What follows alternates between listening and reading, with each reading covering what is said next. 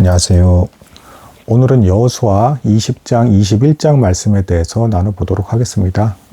두 장 다 그 레위인들이 땅 분배를 어떻게 받았는가 이것에 관한 이제 말씀이 주어지고 있습니다. 근데 이제 우선은 그 20장에서는 도피성과 관련된 이제 율법 내용이 그대로 이행되는 모습을 보여주고 있습니다. 이제 그 도피성이 이제 어떤 내용인지 기억을 돕고자 한다 그러면 실수로 누군가를 죽인 사람이 이제 곧바로 도피성에 피하게 되면 이제 원수 갚음을 당한다거나 곧바로 심판받는 것을 면할 수 있는 하나님의 자비와 긍휼이 이제 보여지는 그런 이제 제도가 이제 그 도피성 제도죠. 그래서 이 도피성을 신명기에서 세 군데로 나누어서 이제 그 장소를 지정하라고 하나님께서 명령하셨습니다. 근데 이 도피성에 레위인들이 반드시 거주하게 돼 있었어요. 그래서 20장에서 도피성 이야기가 나오면서 불쌍한 사람이죠. 그 실수로 범죄를 저지른 사람과 관련된 도피성 이야기가 나오면서 도피성에 레위인들이 거주하기 때문에 21장에서 이제 그 레위인들의 땅 분배 이야기가 연결돼서 나오는 겁니다. 자, 근데 이제 그 레위인들의 땅 분배는 특이하게도 이제 한 군데에 다 모여서 이렇게 사는 것이 아니라 이제 각 지역에 흩어져서 지내게 되었고, 그렇게 흩어져서 지내는 중에 이제 주변에 있는 백성들에게 이제 율법을 가르쳐 줄 수 있는 기회가 주어졌다. 그래서 백성들 중에 하나님의 법이 어떠한지 모르고, 그래서 이러할 때 어떻게 해야 되는지에 대해서 주변에 가까운 레위인들에게 찾아가서 물어볼 수 있고 가르침을 전달받을 수가 있었다. 이렇게 말씀드릴 수가 있는 것입니다. 또한 반대로 레위인들은 주변에 있는 백성들을 통해서 물질적인 이제 도움을 받을 수도 있었다. 이렇게 말씀드릴 수가 역시 있습니다. 자, 여기서 이제 중요한 특징이 하나 나오는데요. 이 레위인들이 이제 각지에 흩어져서 지냈다라는 것은 사실은 성경에서 전반적으로 보여지는 모습입니다. 무슨 얘기냐면 베드로전서 2장 9절에서도 너희는 왕 같은 제사장이다라고 하면서 이제 성직자 목사들 뿐만이 아니라 그 모든 성도가 이제 하나님께서 제사장으로 본다. 그러니까 레위인이나 이제 제사장이나 이제 신약에 와서는 모든 성도들에게 그런 특징이 있는 거예요. 그래서 예수 그리스도의 보혈로 거룩하게 구별이 됐기 때문에 이제 성도다운 삶을 살아야 된다라는 것을 모형적으로 보여주는 게 레위인과 이제 제사장입니다.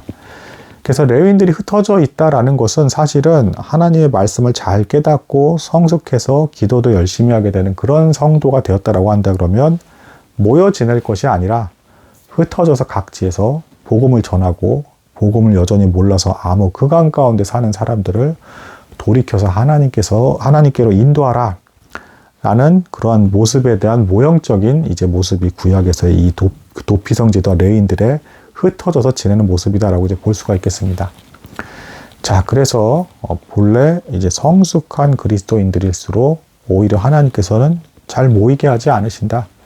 흩어지게 해서 주변의 복음을 이제 천하 만국에 여기저기 전달할 수 있게끔 그렇게 만드신다라는 것입니다. 실제로 예수님도 12제자를 두셨고 이 12제자들이 다 이제 흩어지면서 여기저기 전도를 하게 되죠. 그래서 이런 것들을 봤을 때 성숙한 사람들끼리 사실 모이면 편해요. 뜻도 잘 이해하고 금방 이제 편하게 지낼 수가 있는데 이건 우리의 인간적인 편함인 거고 하나님께서는 널리 흩으셔서 복음을 전하게 하신다. 이런 가르침과도 이제 연결된다 볼 수가 있겠습니다. 하나씩 구체적으로 좀 나눠보겠습니다. 전에도 말씀을 드렸지만 기본적으로 도피성은 예수 그리스도의 십자가의 보혈로 인한 그래서 그런 공로로 인해서 믿음으로 구원을 받게 된 성도가 예수와 연합되고 예수 안에 있을 때 은혜로 이제 죄에 대한 형벌과 심판을 면하게 된다라는 걸 구약의 모형적인 형태로 보여주는 게 이제 도피성 제도입니다. 그러니까 실수는 실수지만 어쨌든 죄를 지은 사람이 도피성에 숨어들게 되면 이제 형벌이나 심판을 당장 면하게 되는 것이죠. 그러니까 이것과 이제 그 유사한 게 구약에서도 또 있습니다. 예를 들면 심지어는 고의로 살인을 저지른 사람이 하나님의 성소 안에 들어갔다. 그러면 이 사람을 따라가서 성소 안에서 죽일 수는 없었습니다. 그래서 끌고 나와서 성소 밖에서 이 사람을 죽여야 됐어요. 그러니까 뭡니까? 이 성소는 제가 전에도 말씀드렸지만 모세오경에서의 그 설명, 여러 가지 상징과 비유, 여러 가지 것들을 다 종합하면 성소가 예수 그리스도를 이제 모형적으로 나타내고 있는데 성소가 곧 예수 그 자체입니다. 성소 안에 있는 자는 심지어는 살인자조차도 어쨌든 그 안에서 심판이나 형벌을 면하게 된다라는 것을 보여주는 것이죠.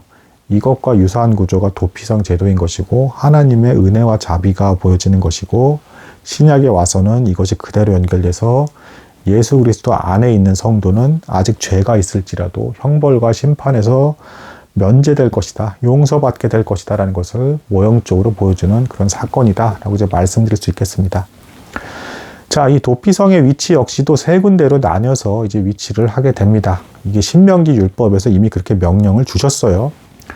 그래서 이제 북쪽에 이제 게데스라는, 납달리 지파의 게데스라는 지역에 이제 북쪽에 위치했고, 정중앙에는 세겜 땅, 실로랑 가깝습니다. 하나님의 법궤가 있는 세겜 땅에 이제 정중앙에 도피성이 있었고, 이제 남쪽은 헤브론, 그 전에 갈렙이 정벌한 그 땅 있죠. 그 헤브론의 산지에 이제 그 도피성이 자리가 마련되었다. 특이하게도 도피성의 위치들이 다 산지예요. 그러니까 멀리서 봤을 때 눈에 딱 띄는 지역입니다. 그래서 자기가 실수로 죄를 지은 자는 황급히 곧바로 도피성을 바라보고 그걸로 향해서 도망가서 피신하라는 겁니다. 그러니까 죄를 지은 우리는 하나님께 용서를 구하면서 예수 그리스도에게 곧바로 숨어들어야 된다. 언제나 그리고 예수 그리스도 안에 있으면서 하나님의 진노와 심판과 형벌에서 면제된 것에 대해서 감사해야 된다라는 것을 보여주는 모형적 사건이다라고 이제 볼 수가 있겠습니다. 자, 지명도 이제 참 신기한데요. 이제 게데스가 이제 거룩하다는 뜻이에요. 그 북쪽에 그 도피성에 위치한 그 게데스란 이름이 거룩하다는 뜻, 그러니까 예수님의 거룩하심을 나타내는 것이고, 세겜이란 지명이 어깨란 뜻이에요. 근데 이제 예수님의 어깨, 두 어깨에 정사를 짊어졌다는 이제 말씀이 나중에 나오죠. 이제 그 내용과 연결이 되고, 그다음에 이제 헤브론은 교제라는 뜻입니다. 그러니까 예수 그리스도와 성도 간에 교제가 있을 것이다라는 것을 보여주는 그런 세 군데의 지명에 도피성이 세워졌다, 이렇게 말씀드릴 수가 있겠습니다. 그러면서 이제 21장에서 드디어 레위인들이 이제 자신들에게도 땅 분배에 대한 요청을 이제 부탁하는 게 나옵니다. 그러니까 다른 지파가 다 땅이 정해진 다음에 가장 나중에 땅 분배를 받게 되는 것이고, 비록 다 흩어져서 지내긴 하지만요. 이건 역시도 이제 그 율법을 알고 가르치는 자로서의 겸손의 모습이다라고 이제 볼 수가 있겠습니다. 여기서 주목할 만한 점은 그 아론 지파가 특별히 이제 제사장 이제 그 가문이잖아요. 그래서 뭐 나답과 아비후 그 두 아들은, 첫째, 둘째는 잘못된 불을 들였다가 죽었고, 이제 그 남은 뒤에 두 아들 남았잖아요. 이다말, 뭐 엘리야사의 두 아들만 남았잖아요.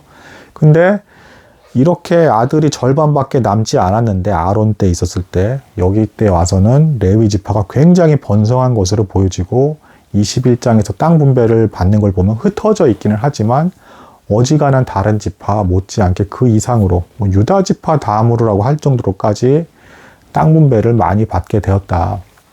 그래서 하나님께서는 그때 뭐 아론이 있었을 때 그 첫째와 둘째 아들을 이제 벌하시긴 했지만, 그 가운데서도 자비와 긍휼을 잊지 않으셔도 더 후하게 이들이 이제 많은 이제 땅 산지를 받으면서 거주할 수 있게끔, 부족함이 없이 지낼 수 있게끔 하나님께서 자비와 긍휼을 베푸셨다. 뭐 이제 이렇게 말씀드릴 수가 있겠습니다.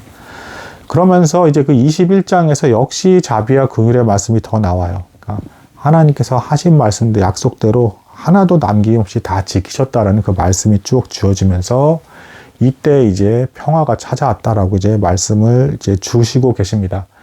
그러니까 정복 전쟁이 완전히 끝나지 않았음에도 불구하고, 그러니까 아직 부족함에도 불구하고 하나님께서 은혜로 한동안에 이제 평화를 허락하신 겁니다. 그리고 이미 또 약속하신 바대로 이 약속된 땅을 갑자기 순식간에 차지하지는 않게 하신다라고 했어요. 왜냐하면 갑자기 너무 빨리 이방인들이 급격히 망하면 땅이 황폐해지고 그 들짐승들이 이제 막 거주하게 되기 때문에, 그렇게 땅이 망가지지 않도록 천천히 이제 차지할 수 있게끔 그렇게 하시겠다라고 약속의 말씀을 주셨고, 진짜로 그렇게 이행하고 계신 겁니다.